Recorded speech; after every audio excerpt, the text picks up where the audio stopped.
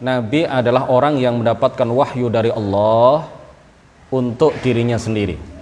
Sedangkan Rasul adalah orang yang menerima wahyu dari Allah untuk disampaikan kepada umatnya. Ini adalah pengertian yang umum. Nah, ada pengertian lain yang sama-sama disampaikan juga oleh para ulama ahli sunnati wal jamaah.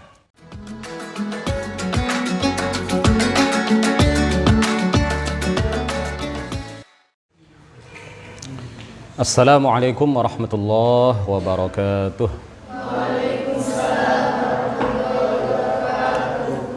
Alhamdulillahi rabbil alamin.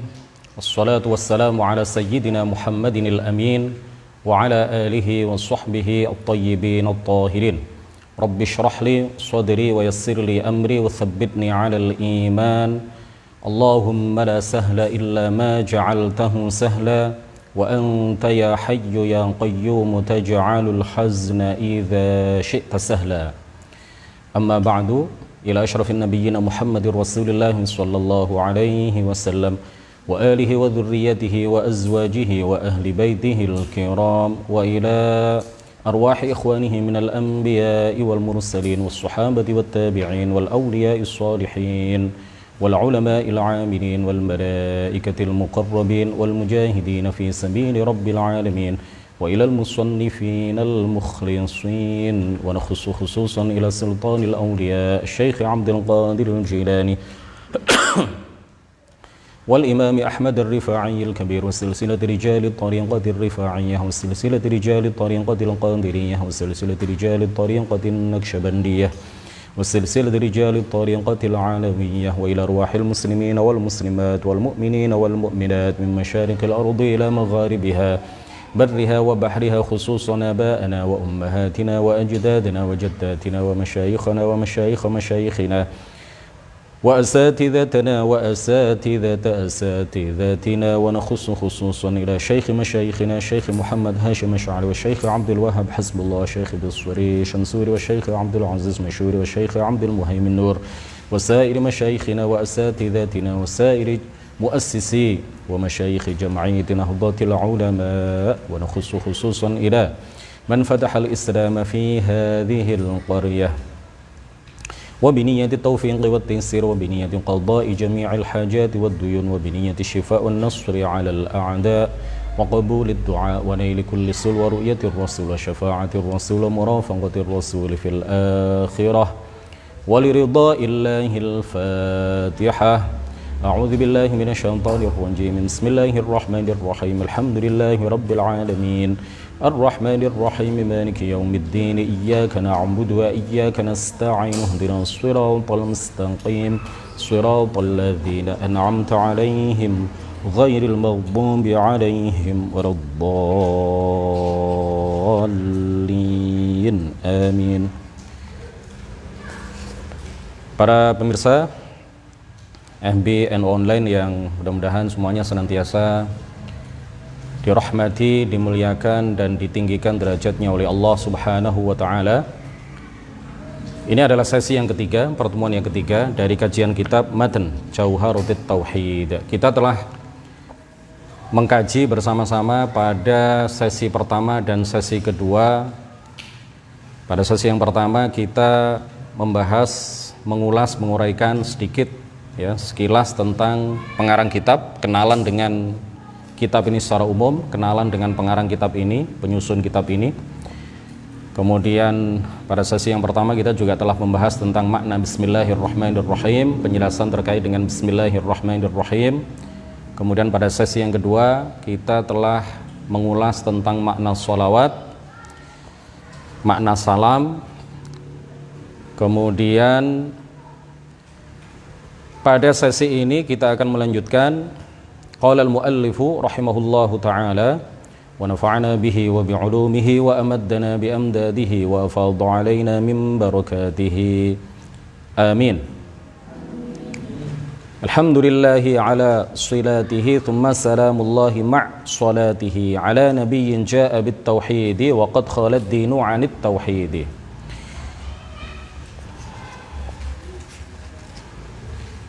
Nazam yang pertama sudah kita bahas penjelasannya. Alhamdulillahi ala salatihi thumma salamullahi ma' salatihi. Sekarang nazam yang kedua, bait nazam yang kedua. Ala nabiyyin ja'a bit tauhidi wa qad khalad dinu 'anit tauhidi. Nabi ala nabiyyin. Jadi makna dua bait nazam sudah kita artikan dalam bahasa Indonesia pada pertemuan yang kedua. Ala nabiyyin, yang perlu kita jelaskan pada pertemuan ini adalah mengenai nabi, ya. Nabi itu ada kalanya nabi sekaligus rasul, dan ada kalanya nabi saja dan bukan rasul. Oleh karena itu para ulama mengatakan bahwa setiap rasul adalah nabi dan tidak setiap nabi adalah rasul. Jadi rasul itu lebih khusus. Rasul itu lebih khusus. Setiap rasul adalah nabi, tapi tidak setiap nabi adalah rasul. Nabi itu berasal dari kata an-nubuwah, ya, diambil dari kata an-nubuwah, kenabian. Sedangkan an-nubuwah, kata an-nubuwah itu sendiri bisa diambil dari kata ar-rif'ah, an-nabuwah, ya, yang berarti ar-rif'ah. Ar-rif'ah itu artinya ketinggian, ya. Ar-rif'ah itu artinya apa? Ketinggian. Dari makna ini berarti nabi adalah orang yang memiliki derajat yang tinggi, memiliki keluhuran derajat. Atau bisa juga berasal dari kata an-naba, yang artinya adalah berita. Yang artinya adalah apa? Berita. Dari makna ini kata nabi, an-nabi, bisa berarti fa'il. Nabi itu kan wazannya apa? Fa'il. Bisa berarti fa'il yang bermakna fa'il, yang artinya adalah mukhbirun 'anillah, penyampai wahyu atau penyampai berita yang berupa wahyu dari Allah Subhanahu wa ta'ala.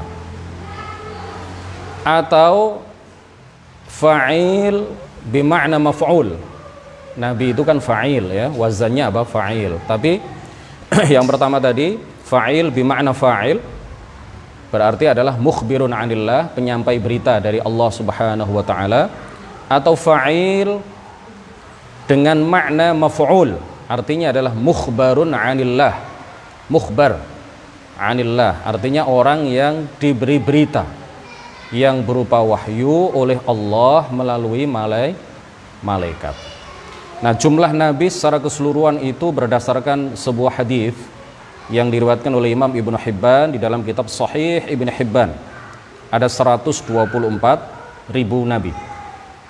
Jumlah nabi secara keseluruhan adalah 124.000. Di antara 124.000 itu terdapat 313 nabi yang sekaligus rasul, dan yang disebutkan di dalam Al-Quran hanya 25. Sedangkan sebagian ulama yang lain berpendapat bahwa kita tidak menentukan jumlah tertentu dari nabi dan rasul, ya, karena hadis yang menjelaskan tentang itu tidaklah hadis yang sahih, ya, yang qat'iyyu tsubut, tidaklah hadis yang dipastikan kesahihannya. Oleh karena itu menurut pendapat yang kedua ini, jumlah nabi dan rasul itu tidak ditentukan, ya, tidak diketahui secara pasti. Yang jelas nabi dan rasul dan yang disebutkan di dalam Al-Qur'an itu berjumlah berapa? 25. Nah, sekarang perbedaan antara nabi dan rasul. Ini penting untuk kita sampaikan, ya.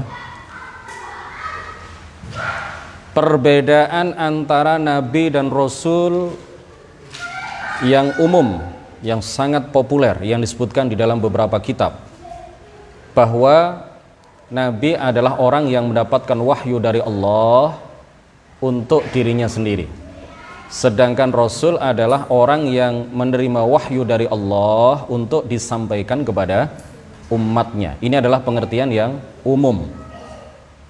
Nah, ada pengertian lain yang sama-sama disampaikan juga oleh para ulama ahli sunnati wal jamaah. Jadi kita jangan memvonis kalau ada orang yang mendefinisikan nabi atau mendefinisikan pengertian rasul berbeda dengan pengertian yang selama ini sudah jamak, sudah berlaku umum di kalangan masyarakat, sudah sangat populer. Jangan kemudian langsung divonis, oh ini berarti bukan ahlu sunnah. Tidak. Karena para ulama ahli sunnati wal jamaah sendiri, di kalangan mereka terdapat banyak sekali perbedaan pendapat terkait dengan definisi nabi dan rasul. Jadi definisi yang umum itu yang biasa kita dengar, yang biasa kita baca, kalau nabi dapat wahyu dari Allah untuk dirinya sendiri, sedangkan rasul dapat wahyu dari Allah untuk disampaikan kepada umatnya. Nah, ini satu definisi dan ini yang umum. Ini yang umum. Tetapi ada kritikan dari para ulama ahli sunnati wal jamaah yang lain bahwa definisi ini pertama tidak sesuai dengan Al-Quran, yang kedua tidak sesuai dengan hadis, dan yang ketiga tidak sesuai dengan akal sehat. Ya, oleh karena itu ada definisi lain yang patut untuk kita sampaikan. Ya, definisi ini disampaikan diantaranya oleh Al-Imam Al-Baydawi di dalam kitab Tafsir Al-Baydawi, disampaikan juga oleh Al-Imam Abu Mansur Al-Baghdadi di dalam kitab Usuluddin, disampaikan juga oleh Al-Hafidh Ahmad Al-Ghumari dan para ulama ahlus sunnah yang lain. Jadi sama-sama pendapat para ulama ahli sunnati wal jamaah. Nah, definisi yang kedua ini mengatakan bahwa perbedaan dulu. Ya, saya akan menyampaikan pendapat yang kedua. Ada perbedaan antara nabi dan rasul dan ada persamaan antara nabi dan rasul. Perbedaan antara keduanya adalah bahwa rasul itu datang dengan membawa syariat baru, membawa hukum-hukum baru. Sedangkan nabi tidak datang dengan membawa hukum-hukum baru. Tidak datang dengan membawa syariat baru, melainkan diperintahkan mengikuti syariat rasul yang datang sebelumnya. Ya, seperti Anbiya Bani Israel, para nabi di kalangan Bani Israel yang diutus oleh Allah Subhanahu wa taala, antara Nabi Musa dengan Nabi Isa alaihi salam, semuanya mengikuti syariat Nabi Musa. Semuanya tidak diturunkan kepada mereka syariat baru. Mereka dapat wahyu dari Allah untuk mengikuti syariat yang dibawa oleh Nabi Musa alaihi salam. Karena mereka semuanya nabi dan tidak ada satupun di antara mereka yang rasul. Oleh karena itu mereka tidak datang dengan membawa syariat baru, melainkan diperintahkan oleh Allah untuk mengikuti dan menyebarluaskan serta mengajarkan syariat yang dibawa oleh Nabi dan Rasulullah Musa alaihi salam. Kemudian perbedaan yang kedua di antara nabi dan rasul. Kalau nabi itu hanya ada di kalangan manusia, sedangkan rasul itu ada di kalangan manusia dan juga ada di kalangan malaikat. Allah Subhanahu wa taala berfirman, Allahu yastafi minal malaikati rusulan wa minan nas innallaha sami'un basir. Allah Subhanahu wa taala memilih para rasulnya dari malaikat, dari kalangan malaikat dan juga dari kalangan manusia. Jadi kalau rasul itu ada di kalangan manusia dan ada juga di kalangan malaikat. Bukankah malaikat Jibril itu adalah Rasulullah?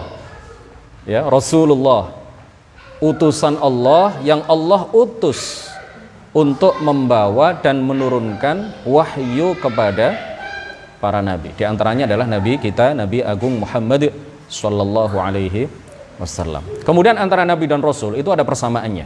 Ya, menurut pendapat yang kedua ini. Persamaannya apa? Pertama, sama-sama memperoleh wahyu dari Allah. Yang kedua adalah sama-sama diperintahkan menyampaikan wahyu kepada umatnya.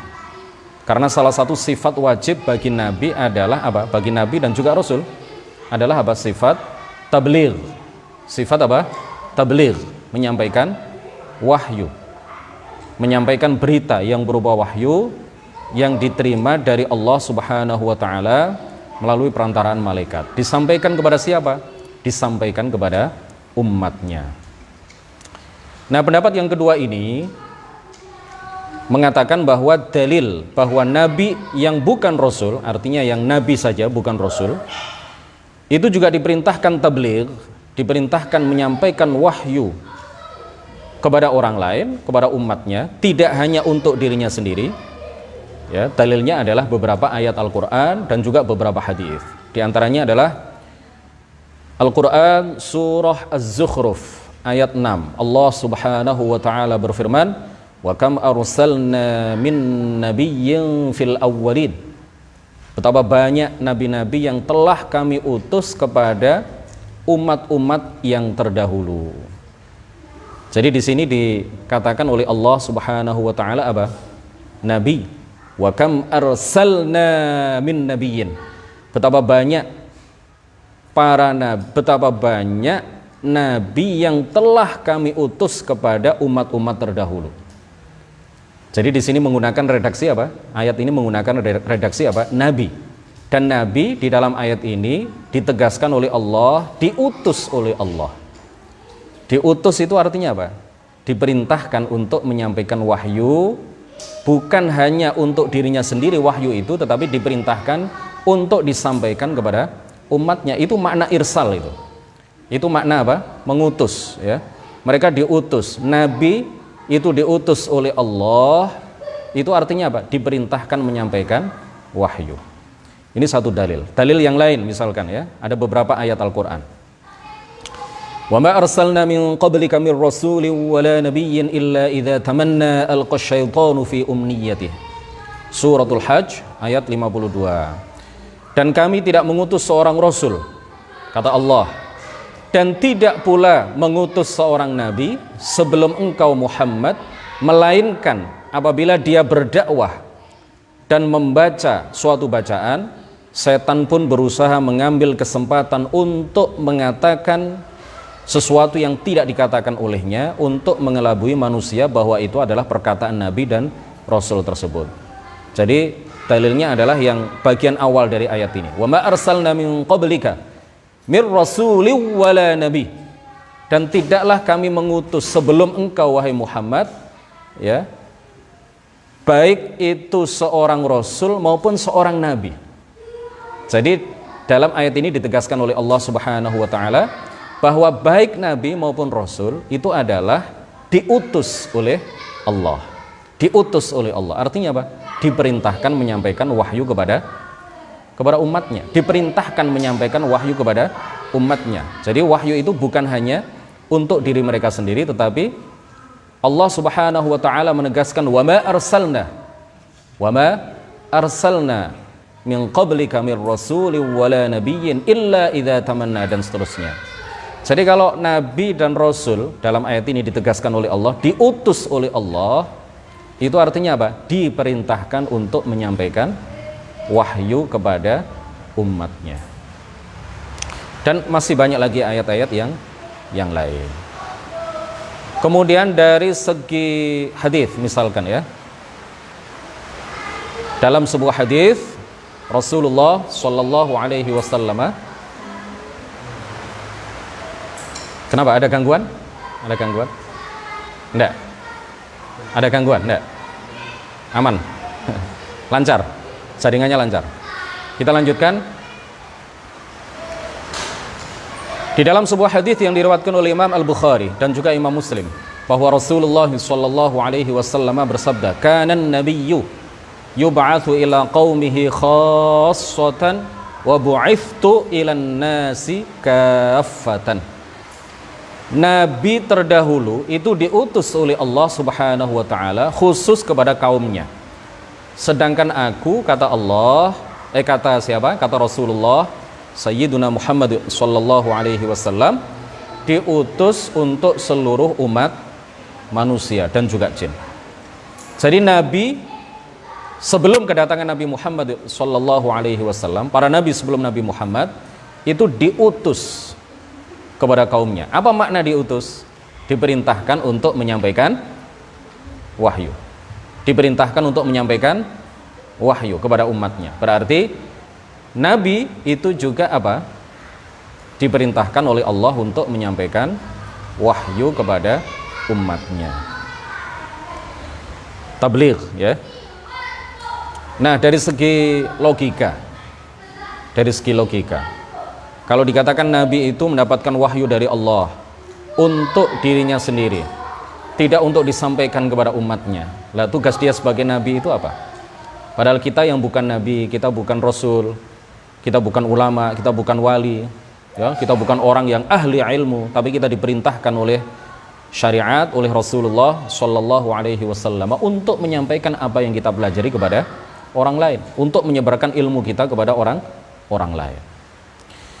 Kemudian dikatakan di dalam penjelasan ala nabiyyin jaa bit tauhid, perlu kita sampaikan juga poin bahwa Nabi Muhammad Sallallahu Alaihi Wasallam diutus untuk seluruh manusia dan jin, tidak hanya untuk kaum atau suku tertentu. Jadi Rasulullah Muhammad Sallallahu Alaihi Wasallam itu diutus oleh Allah Subhanahu Wa Taala tidak hanya untuk kabilah Quraisy, tidak hanya untuk orang Arab, tidak hanya untuk orang-orang pada zaman tertentu, ya, di masa beliau saja, tetapi beliau diutus oleh Allah Subhanahu Wa Taala kepada seluruh manusia dan seluruh jin.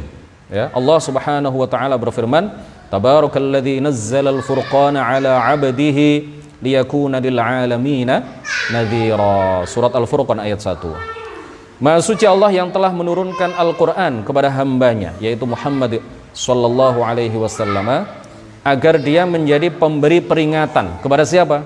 Kepada seluruh alam. Yang dimaksud seluruh alam di sini adalah jin dan manusia. Kata para ulama tafsir, yang dimaksud alam di dalam ayat ini adalah seluruh jin dan manusia, seluruh manusia dan jin. Liyakuna lil alamina nadhira. Rasulullah itu diperintahkan oleh Allah untuk memberikan peringatan kepada segenap alam, yaitu kepada seluruh manusia dan jin. Di dalam hadis yang tadi sudah kita sebutkan, wa bu'ithtu ilan nasi kaffah, rawahul Bukhari dan Muslim, rawahul Bukhari wa Muslim. Aku diutus untuk seluruh manusia dan juga jin, ya. Allah mengutus Nabi dengan membawa risalah tauhid yang juga dibawa oleh seluruh Nabi, mulai dari Nabiullahi Adam alaihi salam hingga Nabiullahi Muhammad sallallahu alaihi wasallam. Ala nabiyyin jaa bit tauhid.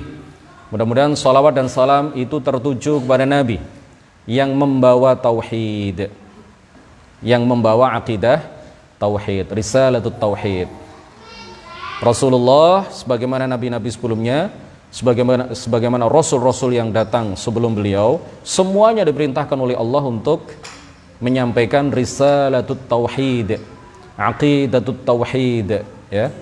Akidah yang sama bahwa tiada Tuhan yang berhak disembah kecuali hanya Allah Subhanahu wa taala. Risalah yang sama, misi yang sama.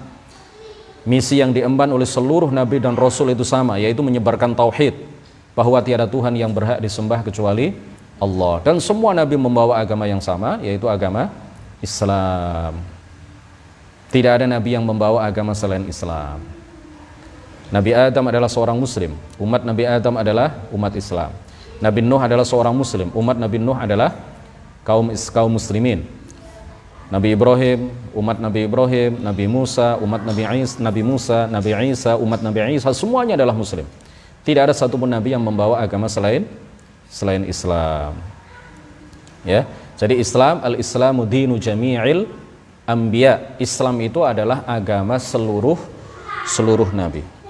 Makanya Rasulullah sallallahu alaihi wasallam di dalam sebuah hadis sahih riwayat Al-Bukhari dan juga riwayat imam-imam periwayat hadis yang lain, beliau mengatakan al-anbiya'u ikhwatun li'allat. Para nabi itu ibarat saudara-saudara seayah tetapi beda ibu. Ibarat seumpama saudara-saudara satu ayah tapi beda ibu. Kenapa mereka diserupakan oleh Rasulullah sallallahu alaihi wasallam sebagai ikhwatun li'allat, li'ab, ya, sebagai saudara-saudara satu ayah? Rasulullah menjelaskan dalam penggalan hadis berikutnya, dinuhum wahidun, agama mereka satu, agama mereka sama, yaitu Islam. Wa ummahatuhum syatta, dan syariat yang dibawa oleh masing-masing nabi dan rasul itu berbeda-beda. Makanya para ulama ya, banyak di antara mereka yang mengatakan bahwa agama samawi itu hanya satu. Agama samawi itu tidak tiga. Agama samawi itu hanya satu, yaitu apa? Islam. Inna dina indallahil Islam. Sesungguhnya satu-satunya agama yang benar yang diridhoi oleh Allah hanyalah Islam. Satu-satunya agama samawi, artinya satu-satunya agama yang berdasarkan wahyu dari Allah Subhanahu wa taala adalah Islam. Tidak ada agama selain Islam yang samawi, yang berdasarkan wahyu dari Allah Subhanahu wa taala. Jadi tidak tepat kalau dikatakan tiga agama samawi. Tidak tepat kalau dikatakan agama-agama samawi. Ad-dinu as-samawiyyu al-wahidu huwa al-Islam. Satu-satunya agama samawi, satu-satunya agama yang berdasarkan wahyu, bersumber dari wahyu Allah Subhanahu wa taala adalah agama Islam. Seluruh nabi membawa agama yang sama, yaitu agama Islam. Nah, tauhid itu menurut para ahli bahasa diantaranya adalah Al-Fairuzabadi, artinya adalah beriman kepada Allah semata. Tauhid itu secara bahasa artinya adalah apa? Beriman kepada Allah semata. Imanun billahi wahdah. Menurut para mutakallimin, para ahli ilmu kalam dari kalangan ahlus sunnati wal jamaah, tauhid itu artinya adalah ifradullahi bil ibadah, ay adamu isyraki syai'in bihi, adamu isyraki syai'in bihi. Artinya bahwa tauhid menurut para mutakallim, menurut para ahli kalam, ahli ilmu kalam adalah beribadah hanya kepada Allah. Beribadah hanya kepada Allah artinya apa? Tidak menyekutukan Allah dengan sesuatu apapun. Tidak menyekutukan Allah dengan sesuatu apapun. Jadi tauhid itu intinya adalah apa? Meyakini keesaan Allah pada zat, sifat dan perbuatannya, serta menyucikannya dari penyerupaan terhadap makhluknya dari semua segi. Jadi kalau seseorang itu sudah meyakini bahwa Allah esa pada zatnya, artinya zat Allah tidak sama dengan zat-zat makhluk. Allah esa pada sifatnya, artinya sifat-sifat Allah tidak sama dengan sifat-sifat makhluk. Allah esa pada perbuatannya, artinya tidak ada yang berbuat terhadap alam semesta ini, dalam arti tidak ada yang menciptakan alam semesta ini kecuali hanya Allah Subhanahu wa taala. Kemudian disertai dengan menyucikan Allah dari penyerupaan terhadap makhluk dari semua segi, dari semua sisi, maka orang tersebut berarti disebut sebagai ahli tauhid, disebut sebagai muwahhid. Berarti dia telah mentauhidkan Allah Subhanahu wa taala. Nah, Al-Imam Fakhruddin Ar-Razi di dalam kitabnya Asasut Taqdis, di dalam kitab beliau Asas At-Taqdis, beliau mengatakan ahlut tauhid wat tanzih humul ladzina azalu hukmal wahmi wal khayali an dzatillahi ta'ala wa sifatihi wa dzalika huwal manhajul qawim was siratul mustaqim. Al-Imam Fakhruddin Ar-Razi, seorang ahli tafsir terkemuka, beliau mengatakan bahwa ahli tauhid, yang disebut dengan ahli tauhid, orang yang mentauhidkan Allah, dan ahli tanzih, orang yang menyucikan Allah dari penyerupaan terhadap makhluknya, itu adalah mereka yang membuang jauh-jauh hukum asumsi, hukum anggapan, hukum sangkaan, dan juga hukum khayalan tentang zat Allah dan sifat-sifatnya. Jadi beriman kepada Allah itu tidak boleh dibangun atas dasar asumsi, tidak boleh dibangun atas dasar khayalan, tidak boleh dibangun atas dasar waham, ya, tidak boleh dibangun atas dasar al-khayal, khayalan, tetapi dibangun atas dalil Al-Quran, dalil hadis, dan juga dibangun atas bangunan akal sehat, ya. Khayalan atau asumsi atau sangkaan waham itu seperti kalau kita melihat ke arah barat. Ketika kita melihat ke arah barat, kita berada di pantai, kita melihat ke arah barat, matahari sedang tenggelam, itu kita menyangka, kita berasumsi, kita menganggap bahwa matahari itu sedang menempel dengan laut, ya kan? Itu sangkaan, itu asumsi. Tapi akal sehat kita mengatakan yang sebaliknya. Nah, ketika kita ingin menjadi orang yang betul-betul beriman kepada Allah Subhanahu wa taala, mentauhidkan Allah Subhanahu wa taala, tidak meyakini sesuatu yang bertentangan dengan syariat ya, sekitar atau yang terkait dengan Allah Subhanahu wa taala, maka kata Imam Fakhruddin Ar-Razi, kita tidak boleh menggunakan hukum asumsi. Kita tidak boleh menggunakan hukum waham atau anggapan atau sangkaan mengenai Allah Subhanahu wa taala. Kita harus mendasarkan keimanan kita kepada Al-Qur'an, kepada hadis dan kepada akal sehat. Nah, kemudian tauhid itu hanya satu. Ya. Tauhid itu hanya satu, tidak terbagi menjadi tiga. Para ulama ahli sunnati wal jamaah sepakat menyatakan bahwa tauhid itu ya tauhid. Tidak ada pembagian tauhid menjadi tauhid uluhiyah, tauhid rububiyah, tauhid asma wa sifat ya. Tidak dibagi menjadi tauhidur rububiyah, tauhidul uluhiyah, atau biasanya disebutkan yang pertama adalah tauhidul uluhiyah, tauhidur rububiyah atau sebaliknya ya. Kemudian yang ketiga adalah tauhidul asma'i was sifat, ditambah lagi oleh Bin Baz, salah seorang tokoh Wahabi, dia mengatakan ada tauhid yang nomor 4 yaitu tauhidul mutaba'ah. Ada lagi tambahan dari sebagian orang tauhid mulkiyah, rahmaniyah dan lain sebagainya, itu enggak ada itu. Jadi dalam akidah ahli sunnati wal jamaah, tauhid itu satu dan tidak terbagi. Paham ya? Jadi enggak benar kalau ada pembagian-pembagian tauhid menjadi uluhiyah, rububiyah, asma dan sifat. Kemudian ada lagi pembagian tauhid mutaba'ah dan lain sebagainya, itu tidak ada. Itu adalah bid'atun munkarah. Itu adalah bid'ah dhalalah. Jadi orang-orang Wahabi biasanya selalu memvonis kita bahwa kita ini adalah pelaku bid'ah. Kita ini adalah orang-orang yang melakukan sesuatu yang tidak pernah dilakukan oleh Rasulullah, sementara mereka sendiri dalam masalah ini mereka membawa bid'ah yang tidak pernah hal itu diajarkan oleh Rasulullah, para sahabat, para tabi'in, para tabi'it tabi'in. Gak ada satupun di antara mereka, bahkan tidak ada satupun ulama dari masa ke masa yang mengajarkan bahwa tauhid itu dibagi menjadi 3, rububiyah, uluhiyah, asma wa sifat. Jadi mereka membawa bid'ah pembagian tauhid ini, orang-orang Wahabi ya. Mereka mengekor kepada tokoh besar mereka yang sangat mereka agung-agungkan yang bernama Ibnu Taimiyah. Dialah orang yang pertama kali membagi tauhid menjadi 3. Padahal para ulama dari masa ke masa, Rasulullah, para sahabat, para ulama dari masa ke masa, sampai para ulama ahli sunnati wal jamaah di masa sekarang, semuanya tidak ada yang membagi tauhid menjadi 3. Tauhid ya tauhid, nggak usah dibagi menjadi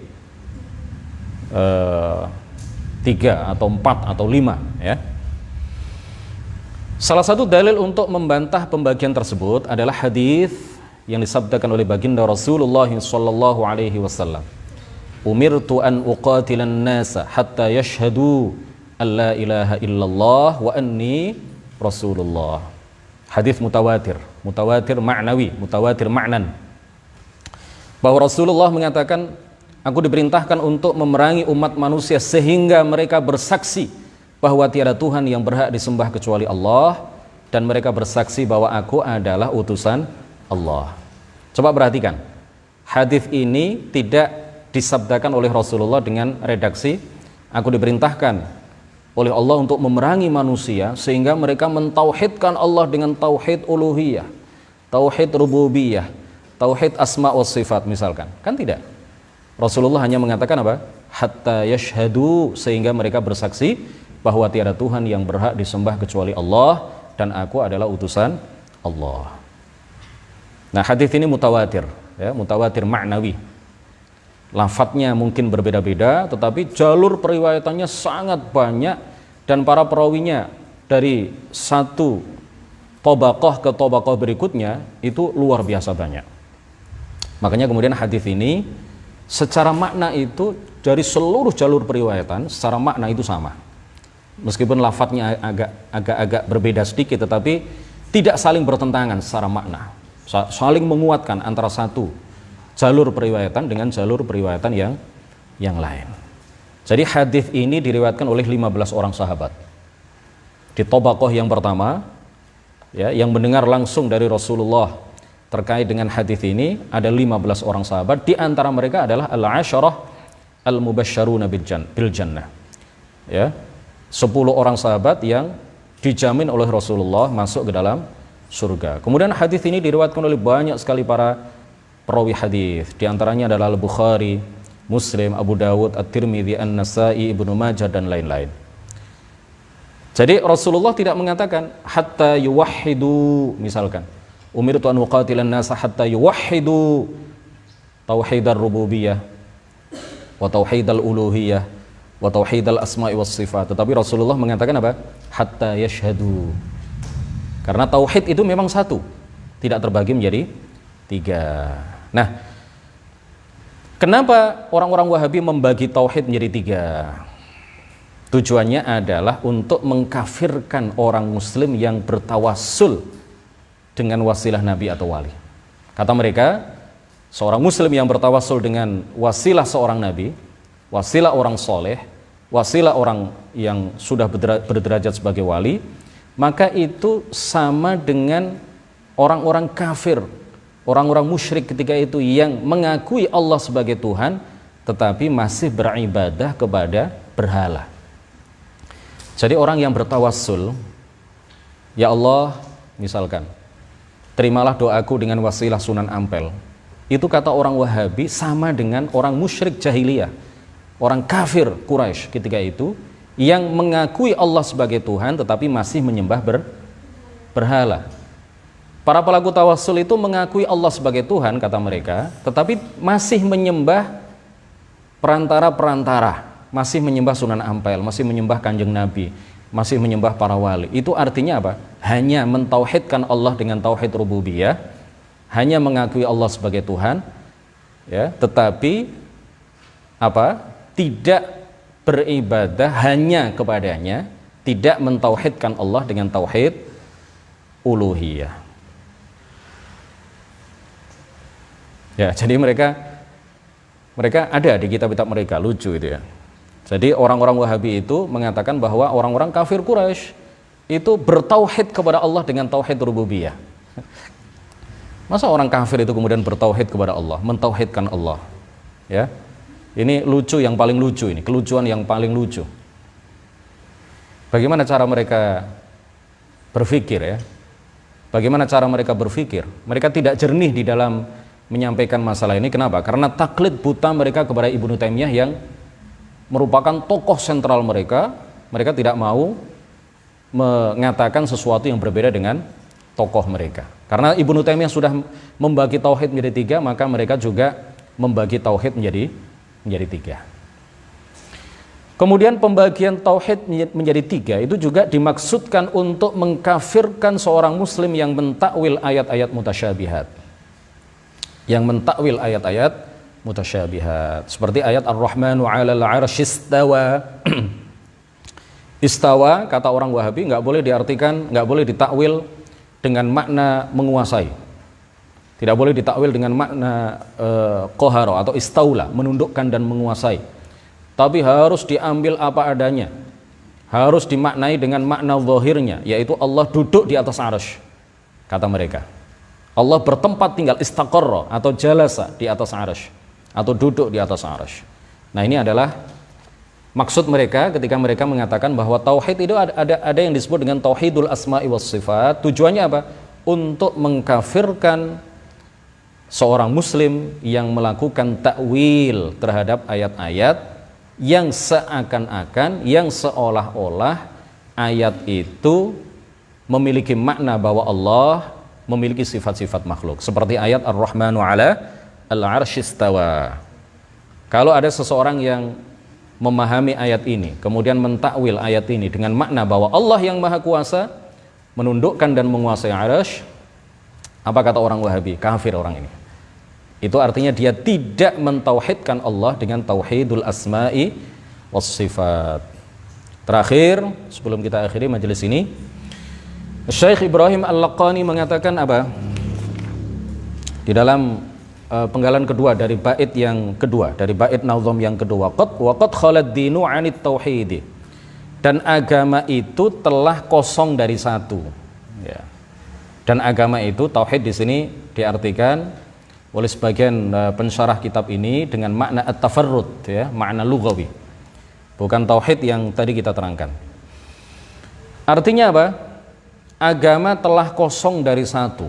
Artinya ketika Nabi Muhammad sallallahu alaihi wasallam datang membawa akidah tauhid, datang dengan membawa agama Islam, orang-orang ketika itu dan pada masa jahiliyah memeluk beberapa agama yang batil. Memeluk beberapa agama yang batil. Jadi mereka tidak hanya memeluk satu agama yang batil. Makanya dikatakan apa? Waqad khalad dinu 'anit tauhid. Agama ketika itu kosong dari satu. Artinya ketika Rasulullah datang itu banyak agama. Tidak hanya satu agamanya. Ketika Rasulullah datang, orang-orang ketika itu memeluk beberapa agama, tidak hanya satu agama. Dan semuanya tidak benar, ya. Agama-agama ketika itu tidak ada satupun yang diridhoi oleh Allah Subhanahu wa ta'ala. Kemudian paling akhir Allah Subhanahu wa ta'ala berfirman, lakum dinukum waliyadin. Apa artinya lakum dinukum waliyadin? Jadi Allah mengawali surat Al-Kafirun dengan perintah kepada Nabi Muhammad sallallahu alaihi wasallam untuk mengatakan kepada orang-orang kafir, qul ya ayyuhal kafirun. Kemudian di ayat yang terakhir Rasulullah diperintahkan untuk menyampaikan kepada mereka, mendeklarasikan kepada mereka, memaklumatkan kepada mereka, lakum dinukum waliyadin. Artinya apa? Ai lakum dinukumul batil fatrukuhu waliya dini al-haq fattabi'uhu. Katakan wahai Muhammad kepada mereka, bagi kalian agama kalian yang batil maka tinggalkanlah, dan bagiku agamaku yang benar maka ikutilah. Itu yang dimaksud dengan lakum dinukum waliyadin. Demikian kajian kita pada pertemuan yang ketiga ini, mudah-mudahan bermanfaat. Subhanakallahumma wa bihamdik asyhadu an la ilaha illa anta astaghfiruka wa atubu ilaik. La ilaha illallah. Allahumma shalli ala sayyidina Muhammad wa ala alihi wa sahbihi wa sallim. Rabbi ighfirli wa liwalidayya wa lil mu'minina wal mu'minat. Wassalamu alaikum warahmatullahi wabarakatuh.